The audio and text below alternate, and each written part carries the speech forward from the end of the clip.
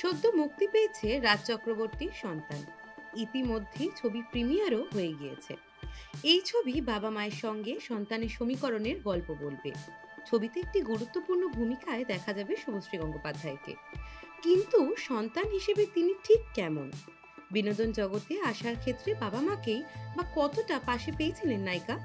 ছবি মুক্তির আগে এক সাক্ষাৎকারে সেই কথাই ভাগ করে নিয়েছেন অভিনেত্রী।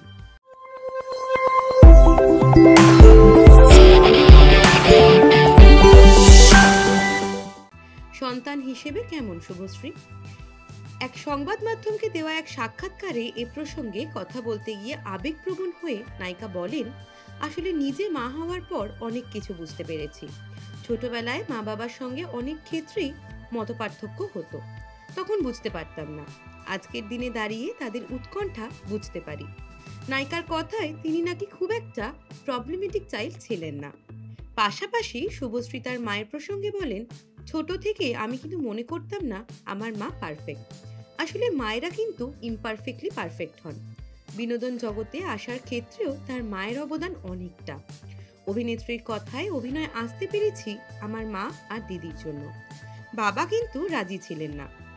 পরাঞ্জয় জলিয়ারে পর্যন্ত উনি আমার এই পেশায় আসা মানতে পারেননি।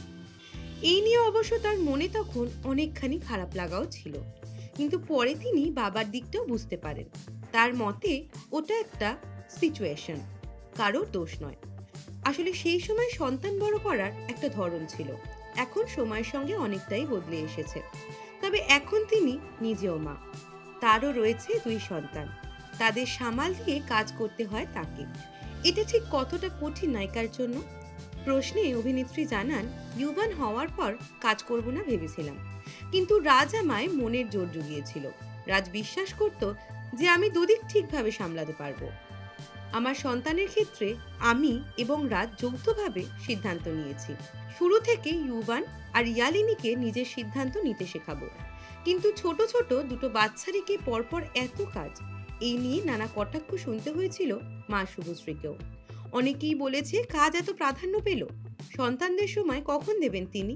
তাদের কথার যোগ্য জবাব দিয়ে শুভশ্রী বলেন, তাদের শুধু আমি এইটুকুই জানাতে চাই যে পেশার সঙ্গে আমি যুক্ত, তাতে আমি নিজের সিদ্ধান্ত নিজে নিতে পারি, কখন কাজ করব আর কখন করব না।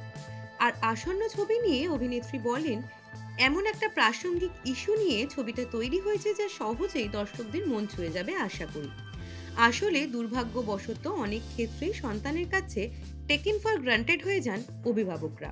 তেমনটা দেখলে খারাপ লাগে। আমাদের ছবির সুবাদে যদি 2জন মানুষেরও চোখ খোলে, তাহলেই বুঝবো আমাদের এত পরিশ্রম সার্থক। সিনেমা থেকে সিরিয়াল, স্টারদের ব্যক্তিজীবন থেকে লাইফস্টাইল, টলি থেকে টেলি দুনিয়ার যাবতীয় খবর এবার থাকবে আপনার হাতের মুঠোয়।